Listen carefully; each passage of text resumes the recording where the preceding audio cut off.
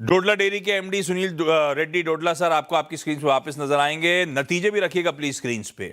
आय 19% का jump, EBITDA 21% गिरा उसके सामने और मुनाफा 36% गिरता हुआ नजर आया। तो टॉप लाइन ग्रोथ तो बढ़िया, और मेरे ख्याल से रिकॉर्ड टॉप लाइन ग्रोथ किसी क्वार्टर में इतनी बढ़िया 1200 करोड़ रुपए के आसपास की टॉप लाइन अब तक नहीं रिपोर्ट करी थी। डोडला डेयरी ने इस Q1 में रिपोर्ट करके दिखाई है, पर उसके सामने ऑपरेशनल परफॉर्मेंस चैलेंजिंग देखने को मिल रही है। क्या कारण है? पहले तो सुनील सर, ये ऑपरेशनल परफॉर्मेंस जो कमजोर है, क्यों हमारी वॉल्यूम ग्रोथ हमारी प्रॉफिटेबिलिटी को डिफेंड नहीं कर पाई? First of all thank you sir, आपके शो में मौका देने के लिए। प्रॉफिटेबिलिटी का प्रॉब्लम था क्योंकि हमारा प्रोक्योरमेंट प्राइसेस जो समर में था तो वो इंक्रीज होते गए। वी डिडंट, वो प्रॉफिटेबिलिटी का जो प्राइस इंक्रीज हुआ हम कस्टमर को पास ऑन नहीं किया, क्योंकि नॉर्मली सीजन में उसके बाद जून जुलाई अगस्त में तो दूध का ज़्यादा वॉल्यूम मिलता है और उसके टाइम पे प्रोक्योरमेंट का प्राइस कम होता है। वो माइंड में रख के कस्टमर को पास ऑन नहीं किया प्राइसेस। बट अभी एल नीनो का इफेक्ट जो रियलिटी पे आ रहा है उसके हिसाब से अभी we have started passing on the price to the customer, तो ये will get corrected in the coming quarter itself and future quarters में इंप्रूव हो जाएगा। तो it was only a decision to make, customer को अभी पास ऑन करने का है कि नहीं, नाउ पास ऑन करना पड़ रहा है। तो अभी तक थोड़ा सा हमने झेला, आप सब्सिक्वेंट क्वार्टर्स में पास। अच्छा, पहले तो वो जो मिल्क प्रोक्योरमेंट बढ़िया 21.1 लाख लीटर पर डे, 13% साल दर साल का जंप। पर यह बात अलग है कि रियलाइजेशन 4% बढ़े तो प्रोक्योरमेंट प्राइसेस साल दर साल 10.5% का जंप दिखा रही थी। क्या डोडला सर, पहले तो ये प्रोक्योरमेंट प्राइसेस क्या ये पीक आउट हो गई हैं, या इस फ्रंट पे फर्दर हेडविंड्स के लिए मैं तैयार रहा हूं Q2 Q3 सब्सिक्वेंट क्वार्टर्स में? और नॉर्मली ये तो पीक आउट हो गए सब, तो उतना फर्क नहीं आएगा अभी। बट देखना पड़ेगा कि एल नीनो का इफेक्ट कितना तक जाएगा, देश में स्टॉक का बिल्डअप कितना तक जाएगा। बट इससे ज्यादा आई थिंक पीक आउट हो गया अभी तक मेरे हिसाब से। तो थोड़ा करेक्शंस आएगा तो भी वो उतना नहीं होगा, वो इजीली पास ऑन हो जा सकता है कस्टमर को भी। ये क्या सीजनल फैक्टर है कि एकदम से प्रोक्योरमेंट प्राइसेस Q1 में इंच अप होते हैं, या इस बार ये जियोपॉलिटिकल और मूड माहौल उन सब देखते हुए थोड़ा सा मामला गड़बड़ा गया? ये बार 2-3 इम्पैक्ट हुआ था सर। पैकिंग मटेरियल का भी इम्पैक्ट बहुत हुआ, हाँ। उसके बाद ट्रांसपोर्ट और जो लेबर कोड का इम्पैक्ट आया, वहाँ जो मिनिमम वेजेस का इम्प्लीमेंट किया, वो तीन आइटम्स भी बड़ा टिकट आइटम जैसा प्रॉफिटेबिलिटी के इम्पैक्ट किया। और मेजर वाला था प्रोक्योरमेंट इज डायरेक्टली सीजनल है।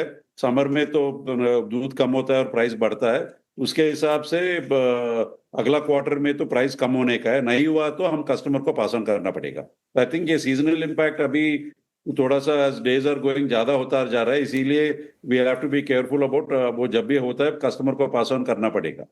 तो अभी हमने पास ऑन नहीं करा है, अगर प्रोक्योरमेंट प्राइसेस अभी भी इंच्ड अप रही तो इवेंचुअली हमें रिटेल को, कस्टमर्स को वो बढ़ती कीमतें पास ऑन करनी पड़ेंगी। अब तक क्या ऐसा भी है कि रिस्ट्रिक्ट हमें कर रहा है कि कंपटीशन के चलते प्राइसिंग पावर उतनी नहीं है इंडस्ट्री में? ये भी दिक्कत आ रही है क्या थोड़ी सी डोडला सर?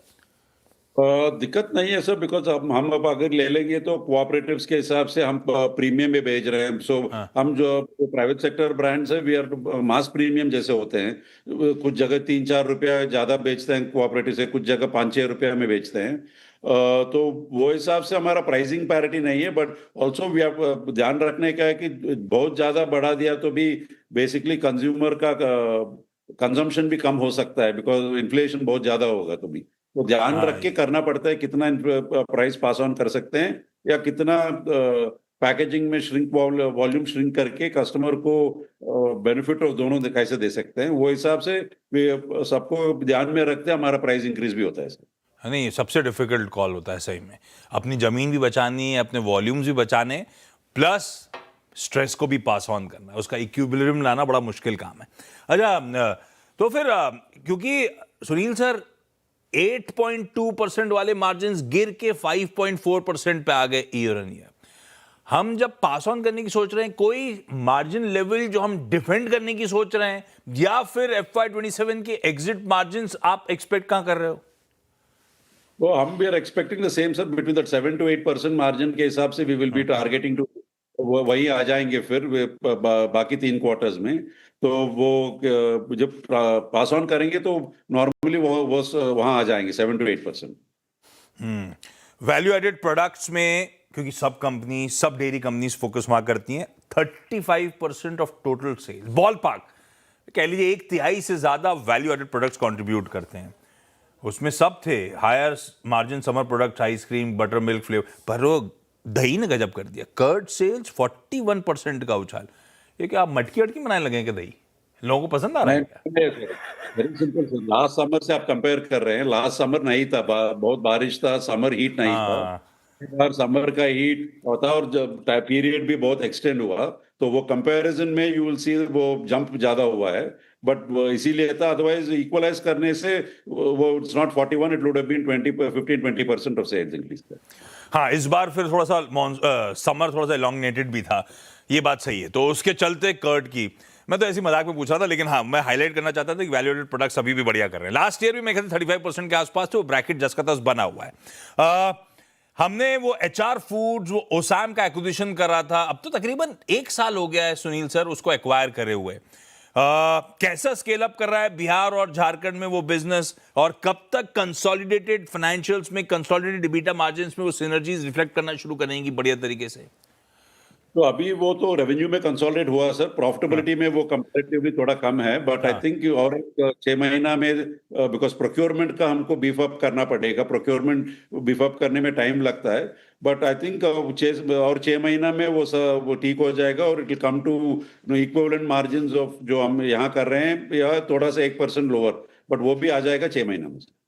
6 महीना तो इस साल के सेकेंड हाफ फैग एंड में आते आते उससे भी बढ़िया कंट्रीब्यूशन, बढ़िया प्रॉफिट्स में कंट्रीब्यूशन शुरू हो जाएगा। एक हो गया एचआर फूड्स, ओसैम का एक्विजिशन 1 साल पहले। दूसरा था अफ्रीकन ऑपरेशंस। अफ्रीका में बिजनेस बढ़ा 27%, पर मार्जिन थे 13% के आसपास। शायद हो सकता है आप लोग केन्या प्लांट पे इंट्रोडक्टरी प्राइसिंग इंट्रोड्यूस कर रहे हो, इसीलिए वो स्ट्रैटेजिक प्राइसिंग से डाइल्यूशन हुआ हो, पर कैपेसिटी यूटिलाइजेशन लेवल्स अभी कहां खड़े हुए हैं? कब तक अफ्रीका में आप पीक ऑपरेशनल प्रॉफिटेबिलिटी अचीव कर रहे होगे सुनील सर? तो अफ्रीका में हमारा केन्या प्लांट में तो हमारा capacity we are coming to almost full utilisation, 70-75% तक आ गया। युगांडा में हमारा कैपेसिटी आपको दिखाएगा ज्यादा है, बट वो कॉम्बिनेशन ऑफ कर्ड और मिल्क में उतना फर्क नहीं है, इसीलिए हम युगांडा में और नया प्लांट बना रहे हैं। लैंड भी खरीदा है, 70 एकर्स ऑफ लैंड, उसके ऊपर भी हम नया प्लांट बनाएंगे। अभी तक अफ्रीका में हम युगांडा में लॉन्ग लाइफ मिल्क और योगर्ट में थे, अभी हम वहां भी पैस्चराइज फ्रेश मिल्क में जा रहे हैं। तो अफ्रीका और 2-3 साल तक will be very good for us, growth आएगा, प्रॉफिटेबिलिटी भी बढ़िया आएगा वहां से। ओके, सही है। तो मतलब एक एनुअल ट्रिप लग जाती होगी अफ्रीका उन प्लांट्स पे, मसाई मारा हो आते हो क्या हर साल एक बार आप? हाँ, मैं अभी जाना कम कर दिया सब, हमारा टीम बहुत बढ़िया है, तो वो लोग देख रहे हैं। पहला अभी 10 साल हो गया अफ्रीका जाने के लिए, अब अफ्रीका में शुरू करके पहला 3 साल में 2-3 महीना में एक बार जाने का मिल रहा था। मसे हमारा नहीं गए अभी तक, जो क्योंकि हमारा प्लांट है बरारा में तो वो युगांडा टू कंपाला से बरारा तक था, और नाइजीरिया में निकुरु में है। But Africa as a continent को गॉट गुड अपॉर्चुनिटी सर। हमारा नॉलेज जो है ऑपरेशनल का, जैसा हम केन्या में प्रोक्योरमेंट इंडिया जैसा डायरेक्टली फार्मर से कर रहे हैं, तो वो जो भी हम ऐड करते हैं वो gives us the benefit of profitability improvement there.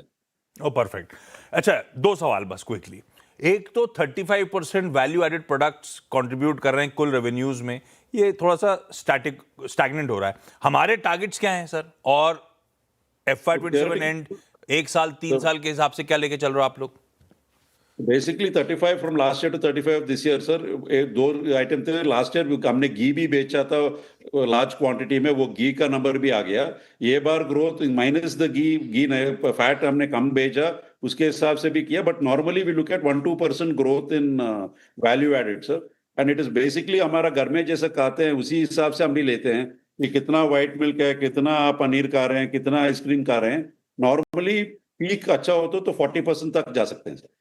अच्छा, एक इस बार की प्रेजेंटेशन में मेंशन था कि 11-11.5 करोड़ रुपए का इन्वेस्टमेंट करा है, D2C ब्रांड है सिड्स फार्म, उसमें 2% स्टेक एक्वायर कर रहे हैं हम लोग। ये 2% स्टेक एक्वायर करने का मायने क्या फर्दर स्टेक बढ़ाओगे आप लोग? ये सिड फार्म्स है क्या? और क्या D2C प्ले आप बढ़ाने की कोशिश कर रहे हो क्या इसके थ्रू? तो Sid farm is around currently 250 crore revenue वाला कंपनी है सर। वो D2C high value products like high protein, वो हाई A2 घी जैसा प्रोडक्ट्स वो ऑनलाइन में बेच रहे हैं, online and also on quick commerce. हमारा स्टेक लेने का मतलब है कि हम उसके साथ थोड़ा सीख सकते हैं कि ये सब कैसे चल रहा है, ये ट्रेंड्स कैसा हो रहा है, क्या ये प्रोटीन फैड है या हैबिट बनने वाला है, और चांस मिलेगा और वो लोग भी इधर के रिक्वायरमेंट है तो वी कैन ऑलवेज, हम ऑलवेज स्टेक बढ़ा सकते हैं। तो 1-2% से तो पहला सीखेंगे, उसके बाद चाहिए तो बढ़ाएंगे। अच्छा, हमने केपेक्स, क्योंकि सिट फार्म की चर्चा हुई तो हमने केपेक्स का टारगेट रखा था FY26 से FY28 के लिए कि 590 करोड़ रुपीस केपेक्स स्पेंड करेंगे। ये FY26 में ऑलरेडी हमने 350 करोड़ रुपीस स्पेंड कर दिए हैं, मोर देन हाफ। तो क्या केपेक्स के प्लान्स बढ़ा रहे हो आप लोग, या केपेक्स को फ्रंट लोड कर रखा था हमने? कैसे रीड करूं इसको? नहीं सर, टोटल ऑफ केपेक्स पर 2 मेजर केपेक्स है। वन वाज द एक्विजिशन, ओसाम का जो एक्विजिशन किया हमने 275 करोड़ का, और बाकी इज फॉर महाराष्ट्र में जो हम नया प्लांट बना रहे हैं 10 लाख लीटर पर डे का। तो ये दोनों कैपेक्स मिला के वो 580-590 वाला कैपेक्स है। और थोड़ा अफ्रीका में भी हमने लैंड खरीदा, उसके लिए हम रखा है सर। आने वाले में और एक कैपेक्स भी बनाएंगे कैटल फीड प्लांट का, अभी तक वो नॉट इट कंसिडर्ड, अभी इट्स वर्क इन प्रोग्रेस। वो आने के बाद वो थोड़ा ऐड करेगा, but predominantly 300 odd crores in Maharashtra and 250-270 crores in Osam. This is the 580 crores of major capex. Sunil sir, thank you so much detail में सारी बातचीत करने के लिए। मैनेजमेंट कॉन्फिडेंट आगे के आउटलुक को लेकर। ये क्वार्टर थोड़ा सा एबरेशन था, पास ऑन नहीं हो पाई थी बढ़ी हुई कीमतें, प्रोक्योरमेंट कॉस्ट। सब्सिक्वेंट क्वार्टर्स में वो पेन, वो स्ट्रेस थोड़ा सा रिलीव होता हुआ, रिलीज होता हुआ आपको नजर आएगा, और जरूरत पड़ी तो रिटेल की तरफ वो प्राइसेस पास ऑन करने की भी तैयारी करी जाएगी। मैनेजमेंट कमेंट्री अच्छी थी, शायद 1% उछाल के साथ अभी स्टॉक इस समय कामकाज करता हुआ।